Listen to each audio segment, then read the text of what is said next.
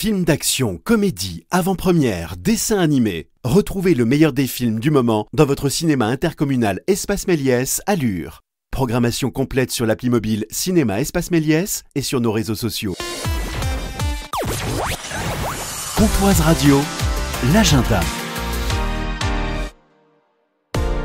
Psychanalyse, animation et histoire ou rencontre avec des animaux, c'est ce qui nous attend cette semaine au cinéma Méliès de Lure. Bonjour Aurore. Bonjour Jean-Pierre. Directrice du cinéma Méliès de Lure, le nouveau Jurassic Park est presque là. Effectivement, film avec des animaux, enfin plutôt des très grands animaux.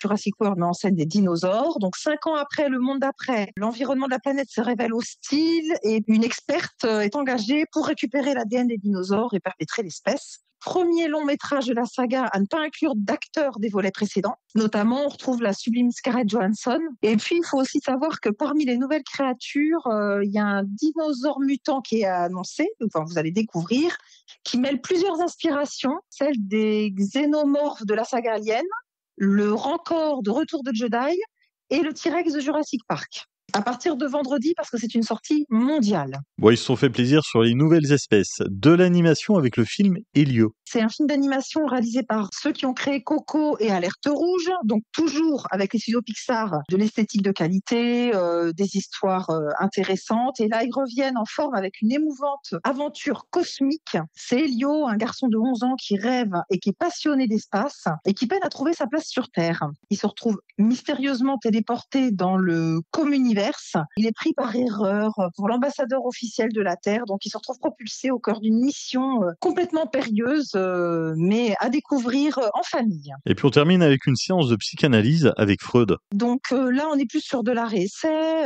Donc Freud, la dernière confession, ce n'est pas un biopic sur Sigmund Freud, attention. Le réalisateur, en fait, Matthew Brown, il a souhaité mettre en avant dans son film le dialogue entre deux hommes, donc Freud et puis C.S. Lewis, qui représentent à eux deux, alors d'un côté l'athéisme et de l'autre le christianisme. C'est cette joute verbale, en fait, qui est proposée dans le film. C'est un huis clos aussi, intimiste, très ardent et passionnant. Là, ce qui est intéressant, c'est la tolérance et le débat qui a plu au cinéaste et qui l'a poussé à réaliser ce film. Et donc, en tête d'affiche, on retrouve Anthony Hopkins dans le rôle de Freud, qui est particulièrement éblouissant. Freud, Elio, Jurassic World Renaissance, c'est à découvrir cette semaine au cinéma Espace Méliès.